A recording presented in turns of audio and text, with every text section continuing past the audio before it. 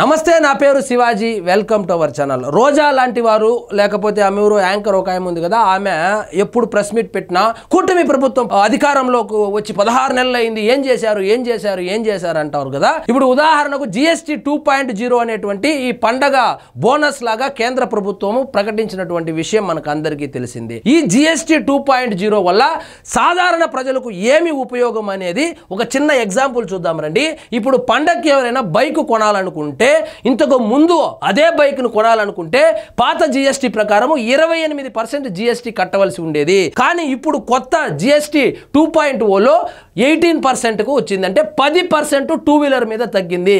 అంటే ₹1,00,000 బైక్ కొనాలి అని అనుకున్న అతను ఎవరైతే ఉన్నాడో అతనికి ₹10,000 ఆదా వచ్చింది. ఎట్టాగో ఇంకా దసరాలో ఆ షోరూమ్ వాడు కూడా 5,000 10,000 తగ్గిస్తాడు. ఇక చిన్న కార్లు కొనాలన్నటువంటి మిడిల్ క్లాస్ వాడు ఇంతకు ముందు GST ప్రకారము ఒక కారు కొనాలంటే 28% ట్యాక్స్ ఉండేది.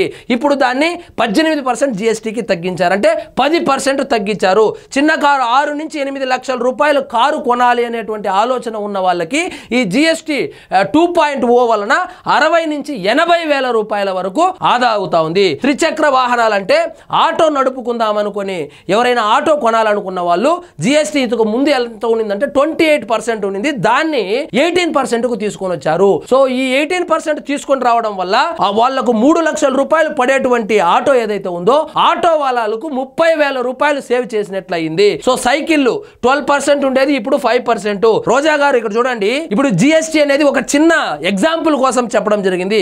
సో కూటమి ప్రభుత్వం ఏర్పడిన తర్వాత సాధారణ ప్రజలకు ఏమి ఉపయోగం జరిగిందని ప్రతిసారి ప్రశ్నిస్తా ఉంటారు కదా. ఇక్కడ చూడండి, ఈ విధంగా ప్రతి కుటుంబానికి ఎంత ఆదా అవుతోందో ఒకసారి చూడండి. దీన్ని Teneti Krishnaprasad Lok Sabha panel speaker, Bapatla parliament సభ్యులు అని చెప్పి ఈ పోస్ట్ అయితే సోషల్ మీడియాలో వైరల్ అవుతోంది.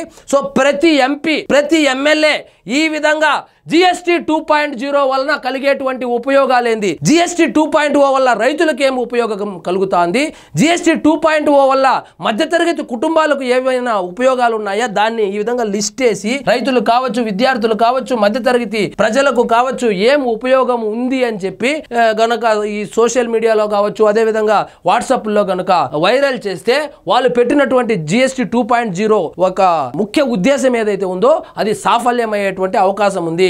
కాబట్టి ఇలాంటి దాని మీద పబ్లిసిటీ చేసుకోవాలా. కూటమి కార్యకర్తలు కావచ్చు, నాయకులు కావచ్చు, ముఖ్యంగా సోషల్ మీడియాలో ఫ్యాన్ వార్లు చేసుకోకుండా ఇలాంటిది ఏదైనా వైరల్ చేసుకుంటే 10 ఓట్లు వచ్చేటువంటి అవకాశం ఉంది. అది కాకుండా మేము ఫ్యాన్ వార్లు చేసుకుంటామంటే వచ్చే 10 ఓట్లు కూడా పోతుంది. సో ఇదండి ఈరోజు మన టాపిక్. మీకు ఈ వీడియో నచ్చినట్లయితే లైక్ చేయండి, షేర్ చేయండి, ఛానల్ మాత్రం సబ్స్క్రైబ్ చేసుకోవడం మర్చిపోవద్దు.